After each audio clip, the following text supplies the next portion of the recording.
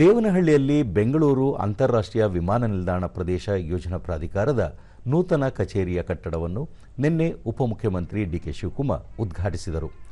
ಈ ವೇಳೆ ಬೆಂಗಳೂರು ಗ್ರಾಮಾಂತರ ಉಸ್ತುವಾರಿ ಸಚಿವ ಕೆಎಚ್ ಮುನಿಯಪ್ಪ, ಬಯಪ ಅಧ್ಯಕ್ಷ ವಿ ಶಾಂತಕುಮಾರ್, ಹೊಸಕೋಟೆ ಶಾಸಕ ಶರತ್ ಕುಮಾರ್ ಬಚ್ಚೇಗೌಡ, ಪರಿಷತ್ ಸದಸ್ಯ ಎಸ್ ರವಿ ಹಾಗೂ ಜಿಲ್ಲೆಯ ಚುನಾಯಿತ ಪ್ರತಿನಿಧಿಗಳು, ಮುಖಂಡರು ಉಪಸ್ಥಿತರಿದ್ದರು.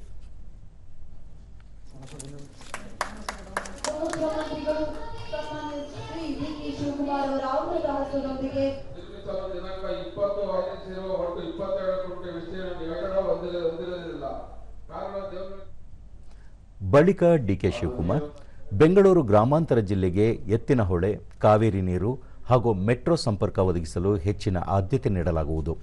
ಎತ್ತಿನಹೊಳೆ ಮತ್ತು ಕಾವೇರಿ ನೀರಿಗಾಗಿ ಸಚಿವ ಮುನಿಯಪ್ಪ ಅವರ ಬೇಡಿಕೆಯನ್ನು ಈಡೇರಿಸುವ ಪ್ರಯತ್ನ ಮಾಡಲಾಗುತ್ತಿದೆ.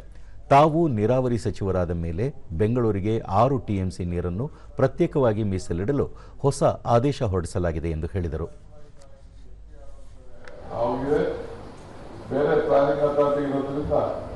ದೊಡ್ಡ ರಸ್ತೆಗಳನ್ನ ಮಾಡಲೇಬೇಕು.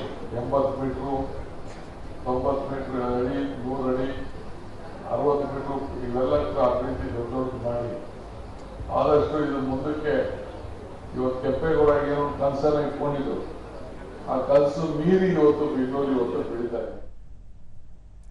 ಸಚಿವ ಕೆಎಚ್ ಮುನಿಯಪ್ಪ ದೇವನಹಳ್ಳಿ ಮತ್ತು ವಿಜಯಪುರಕ್ಕೆ ಕಾವೇರಿ ಕುಡಿಯುವ ನೀರು ಪೂರೈಸಬೇಕು. ಅಲ್ಲದೆ ದೇವನಹಳ್ಳಿ ಮತ್ತು ವಿಜಯಪುರ ಪುರಸಭೆಗೆ ಯುಜಿಡಿ ಕೆಲಸಕ್ಕೆ ಆದ್ಯತೆ ನೀಡಬೇಕು. ಗ್ರಾಮಾಂತರ, ಕೋಲಾರ, ಚಿಕ್ಕಬಳ್ಳಾಪುರಕ್ಕೆ ಎತ್ತಿನಹೊಳೆ ನೀರು ಹರಿಸುವ ಕೆಲಸ ಆದಷ್ಟು ಶೀಘ್ರ ಪೂರ್ಣಗೊಳ್ಳಬೇಕು ಎಂದು ಮನವಿ ಮಾಡಿದರು.